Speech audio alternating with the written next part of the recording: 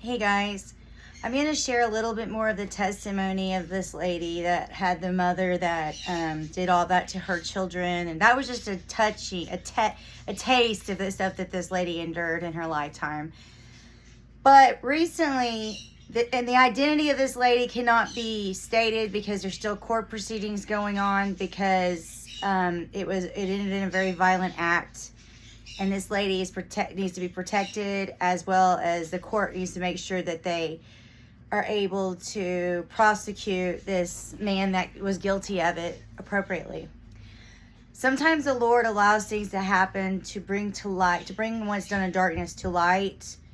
This lady had a narcissistic mother. Everybody in her family was a narcissist. Every relationship she was ever in was with a narcissist, but she was completely unaware there was what a narcissist was. She didn't even know that a narcissist even existed. She had not a clue until this last incident.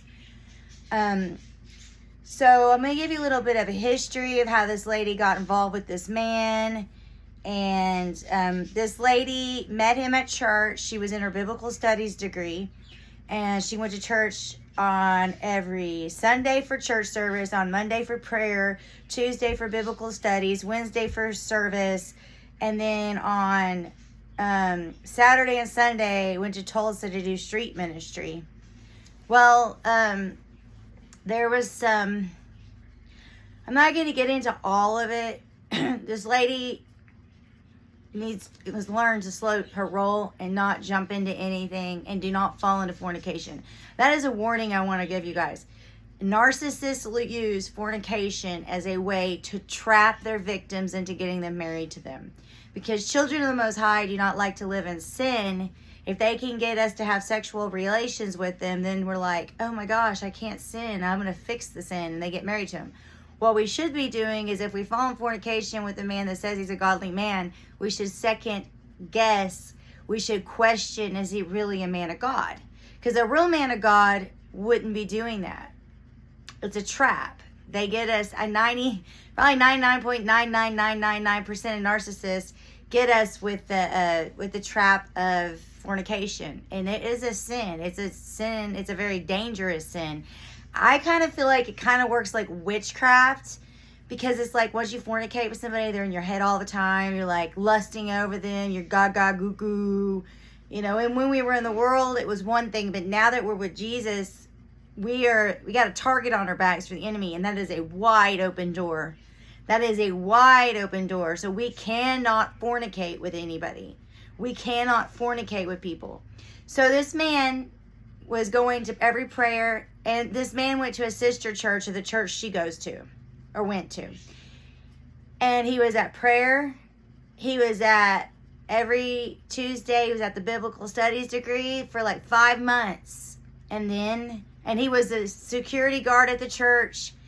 He was her boys' youth pastor in the past, and he drove the school ministry kids around. So he was a security guard currently at the time she met him, and he drove the school bus, the children around, the school bus ministry kids. So I mean, she didn't even think to look up his criminal record or anything. She thought, well, this whole church has got his back. And there was a lot of strong support for him and against his ex-wife. They got a divorce. So this lady thought, well, the church probably knows better. They were involved. They know him, you know. I mean, and it felt like this whole church had his back. So this lady fell into fornication. Excuse me. She fell into fornication, and then she was in that witchcraft. It's just like witchcraft. I don't know how to explain it, but if you've ever fornicated with somebody and then they're in the forefront of your mind, you can't get them out of your mind. You know what I'm talking about. So he was a security guard, and he was drove the school bus ministry kids, and in the past he'd been her son's youth pastor. Okay. It's like this man led a double life. Church life and then drug life. So within 2 weeks after they got married, which she found out right after they got married, he wasn't even divorced from his former wife. And his lawyer was trying to undo their divorce. Knowing he was remarried, it beats all I ever saw. It makes absolutely no sense, but that's what they were trying to do. He wasn't even legally allowed to remarry, but he did. So 2 weeks into the relationship, she actually filled out a fly, it won't leave me alone. She actually filled out a annulment, so the marriage would be null and void because he didn't have time to have gotten married. It was way before he was supposed to be able to legally get married. So that happened, and then he started using methamphetamines, come to find out 2 weeks into the relationship. It may have been going on before, but every time that she would ask this man, Father God, show me what's going on, he would show. Like the first time it was a pain pill in the back seat of the car. The second time it was a baggie of methamphetamines that was handed to her. A drug court was supposed to be, the girl's son, the woman's son was supposed to come home to live with her, and her son was in drug court. Drug court specifically ordered that son not be around the husband, which, lo and behold, it was actually a blessing, because if what had transpired had been her son had been involved, he probably would have protected his mom and he may have ended up dead. Okay, so there was multiple times that it felt like he was trying to like set this lady up to kill her. He bragged often about how he killed people and he buried them in this place called Kenwood, Oklahoma. He buried them and nobody ever found them. He threatened his wife, with murdering her. All he had to do is ask his sister and brother to murder her. They would, and they wouldn't even ask why. They would just do it, and they were capable of it, and they've done it before. It was said to this lady in a AA meeting that he was making out with his half-sister, which is an incestual relationship. This lady confronted him with it, and his response was, my brother want to know who told you this. If you tell them, they won't kill you and they won't kill them. Okay? So there's a lot of crazy things that happened. Like one time he insisted that she had men hiding in her dresser drawers. So he was looking through her dresser drawers trying to find these men that she was hiding, looking for men hidden in the closets and in her dresser drawers. And then one day he got a butcher knife and he was threatening to kill himself with the butcher knife. Well, then after he did that, she was on the phone with a female friend that lives in California that is 70 years old, and she is saying, put the knife down. So he finally put the knife down. She kicked it under some dirty clothes. Because when this man was around this lady, the house was an absolute disaster, because he just destroyed, left popsicle wrappers all over the floor, stole everything, destroyed her property, because the enemy comes to kill, steal, and destroy. Her peace was completely taken. She had been very dedicated to the Lord from Monday through like 5-6 days a week. She was full-time doing the Lord's work. And then he came, and the God's like, you can't go out to the streets anymore. She knew why. It's because she was pretty sure he was doing drug deals with the homeless people on the streets. So the woman actually said that she told him to put the knife down, and the knife fell and the knife was kicked out. Then the man started rolling around on the floor in a fetal position, saying, don't kill me, don't kill my son. His son was nowhere around. His son was actually, this lady didn't even know where his son lived. He was 7 foot tall, and he was a football player.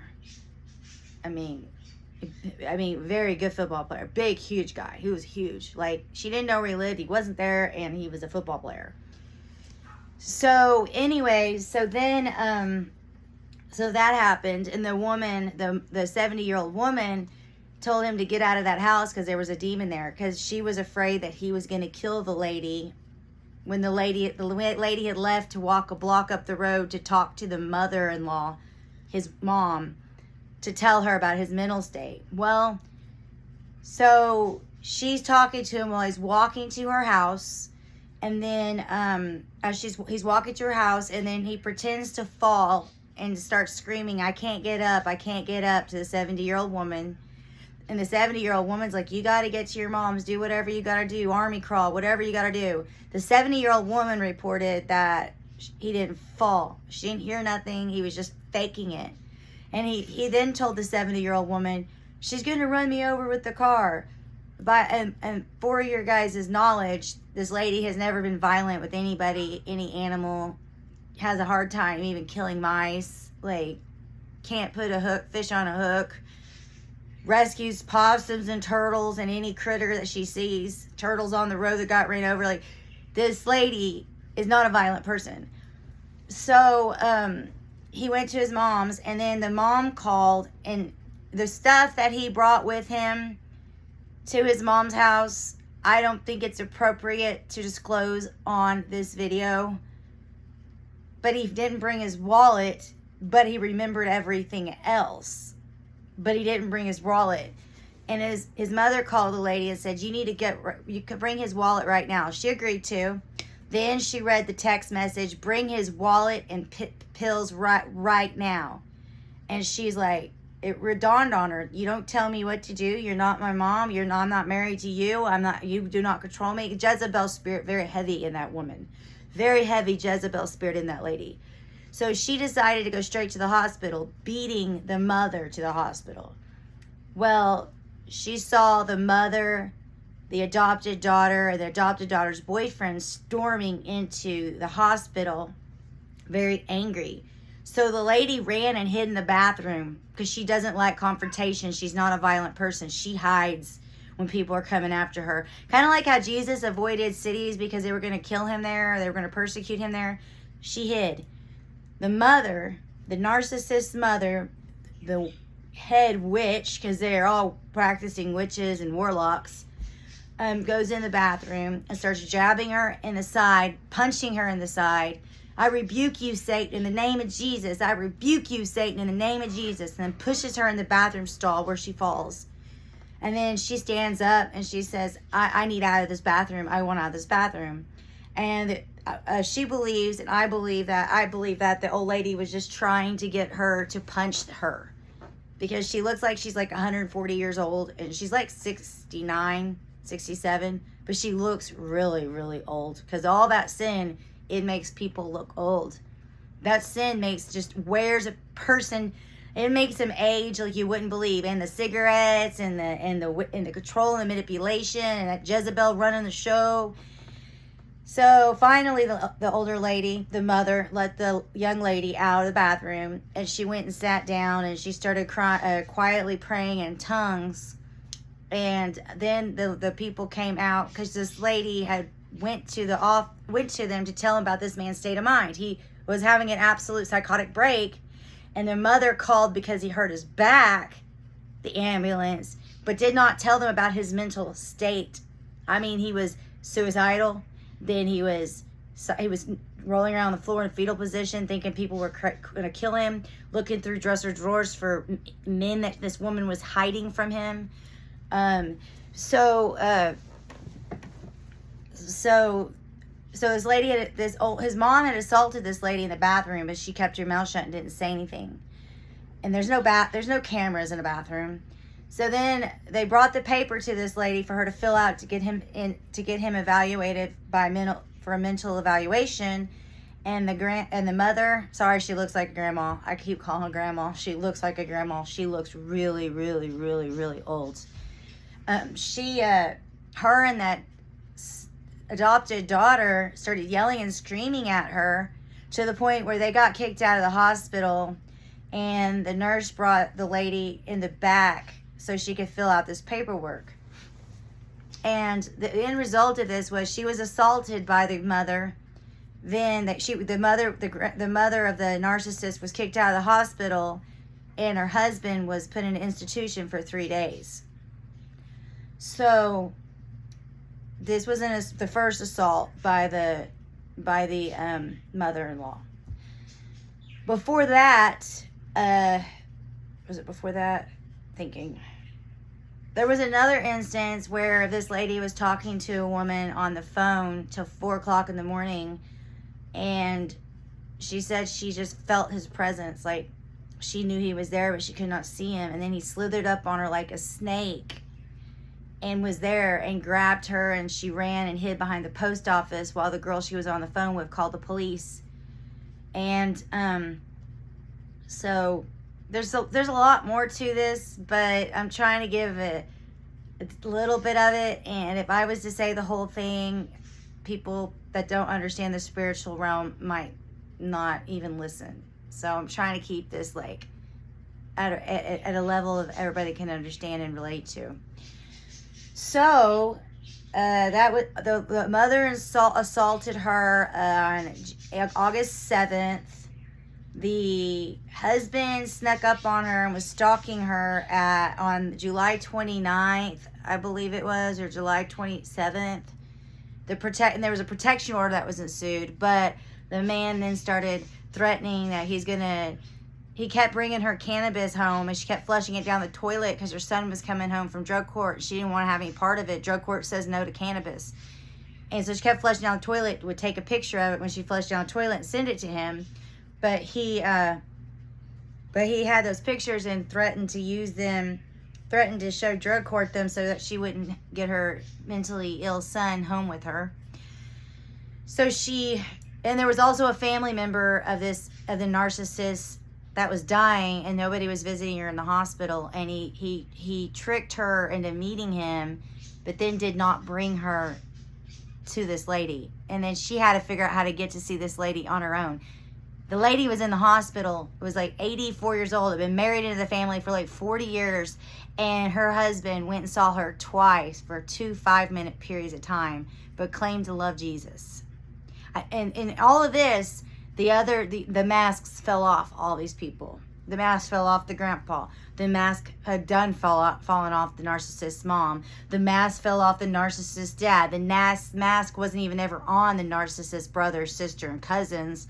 The mask fell off the narcissist.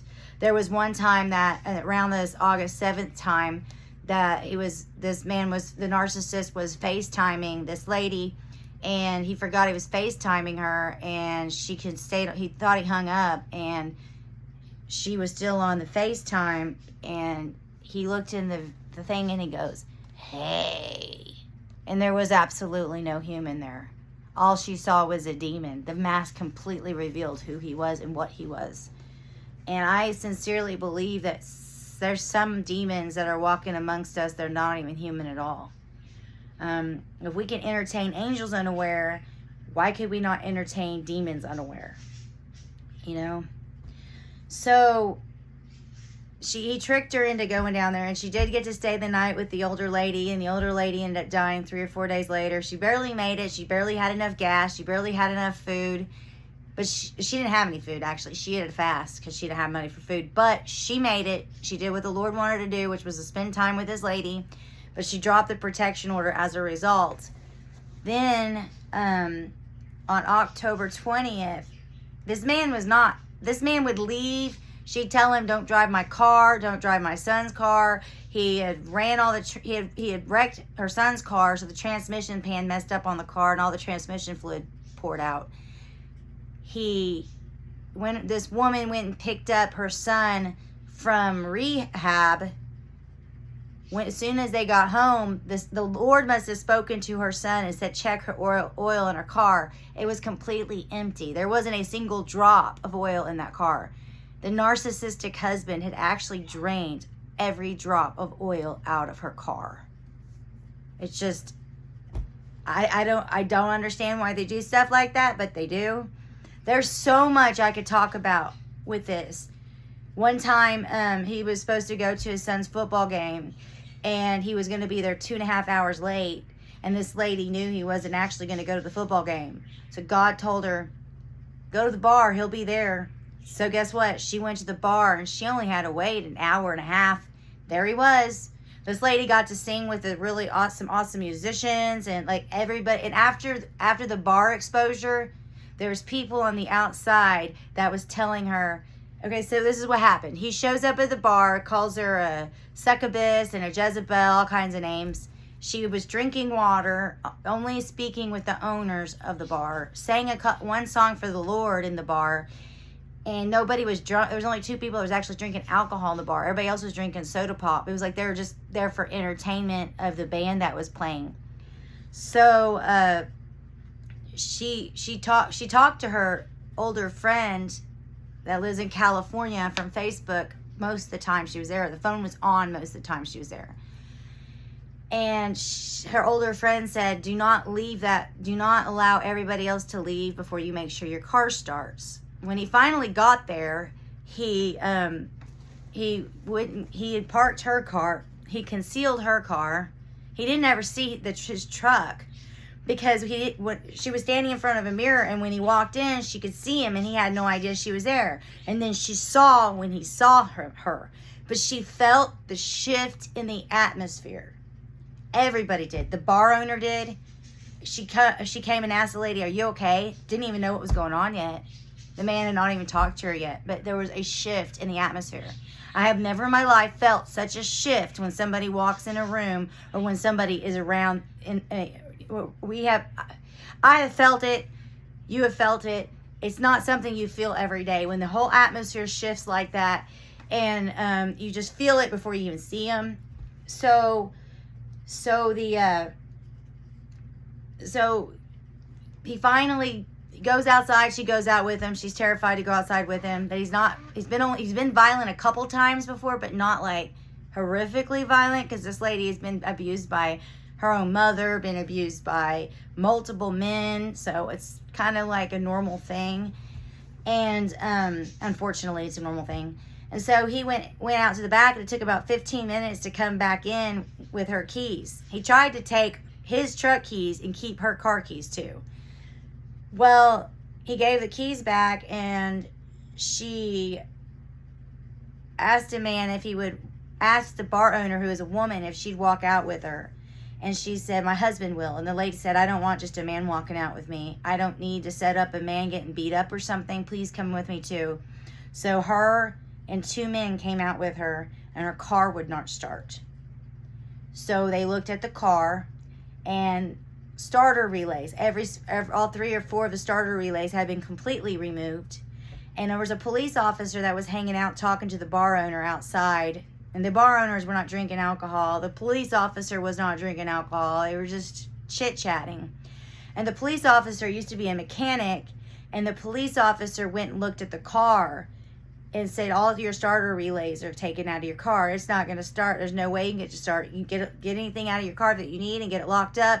The bar owner had her husband and another man take this girl home. This girl had not drinking a drop of alcohol, had drove with had a reliable vehicle to get home with, and then was still left by herself in a town 20 miles from her house, in a town that doesn't have very good reputation. So they took her home. The next day, the bar owner and a bartender, and 2 bar owners and 2 bartenders Facebook messaged her and told her that he had been in and out of the place all day long. He was, what was the word? I can't remember what it was. They said he was, there's a fly that won't leave me alone. He was tore up. Basically, it meant he was on drugs. She even had to look it up because these were older bar owners that owned it. It was like a term she didn't recognize. But basically, he was methed out. He was spun out, but it wasn't spun out. It was something like that. And they were like, and then the bar, she went, and then they said he had brought back the starter relays and was looking for me in there, accusing me of sleeping with people in the bathroom, accusing of her sleeping with people in the bathroom, accusing her of sleeping with people all over the place. And